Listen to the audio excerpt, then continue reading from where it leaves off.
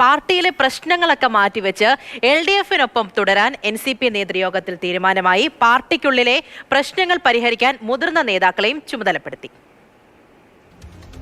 ഒപ്പം പാർട്ടിയിലെ പ്രശ്നങ്ങൾ പരിഹരിക്കാൻ പ്രത്യേക കമ്മിറ്റിയും രൂപീകരിക്കും. AK സ്റ്റെഫിൻ വിവരങ്ങളുമായി ചേരുന്നുണ്ട്. സ്റ്റെഫിൻ, പ്രവർത്തകർ തമ്മിൽ അടിയോടടിയിലേക്ക് വരെ പോയൊരു സാഹചര്യമാണ്. അങ്ങനെ ഈ പ്രശ്നങ്ങളൊക്കെ പെട്ടെന്ന് അങ്ങനെ പരിഹരിക്കാൻ പറ്റുമോ? ഈ കമ്മിറ്റിയൊക്കെ രൂപീകരിച്ചത് കൊണ്ട് എന്താണ് മനസ്സിൽ കാണുന്നത് നേതൃത്വം?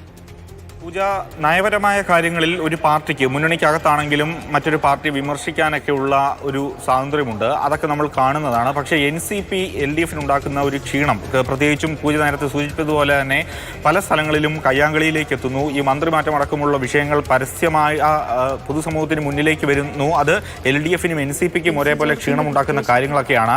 അതുകൊണ്ടാണ് ഈ പ്രശ്നത്തിന് ഒരു പരിഹാരം കാണുന്നതിന് വേണ്ടി ഒരു ഒത്തുതീർപ്പിൽ ഫോർമുലയിലേക്ക് NCP എത്തുന്നു എന്നുള്ളതാണ് ഏറെ പ്രധാനപ്പെട്ട കാര്യം.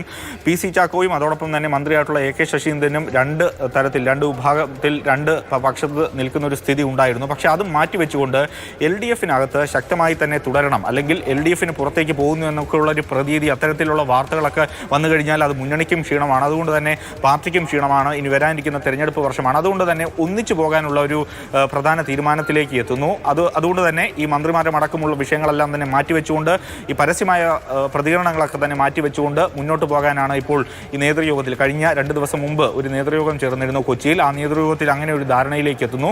പ്രധാനപ്പെട്ട മുതിർന്ന നേതാക്കളുടെ സാന്നിധ്യത്തിൽ, അല്ലെങ്കിൽ അവരുടെ നേതൃത്വത്തിൽ PC ചാക്കോയുമായും അതോടൊപ്പം തന്നെ AK ശശീന്ദ്രനുമൊക്കെ ആയുള്ള ഒരു ചർച്ച, അതിനുശേഷം അവരെല്ലാം തന്നെ കൂട്ടിയോജിപ്പിച്ചുകൊണ്ട് കാര്യങ്ങൾ മുന്നോട്ട് പോകും. അതോടൊപ്പം ഈ കാര്യങ്ങൾ പാർട്ടിക്കുള്ളിൽ എന്തെങ്കിലും തരത്തിലുള്ളൊരു പ്രശ്നങ്ങൾ, നേതൃത്വത്തിനെതിരെ പ്രശ്നങ്ങളുണ്ടെങ്കിൽ അതൊക്കെ പരിഹരിച്ച് മുന്നോട്ട് പോകാൻ വേണ്ടിയുള്ള വിശദമായ ചർച്ചകൾ നടക്കും. അതിന് കമ്മിറ്റിയും രൂപീകരിച്ചിട്ടുണ്ട്. ഏതായാലും ഒന്നിച്ചു പോകാൻ തന്നെയാണ് NCP-യിൽ ഇപ്പോൾ നിലവിലുള്ള ധാരണ.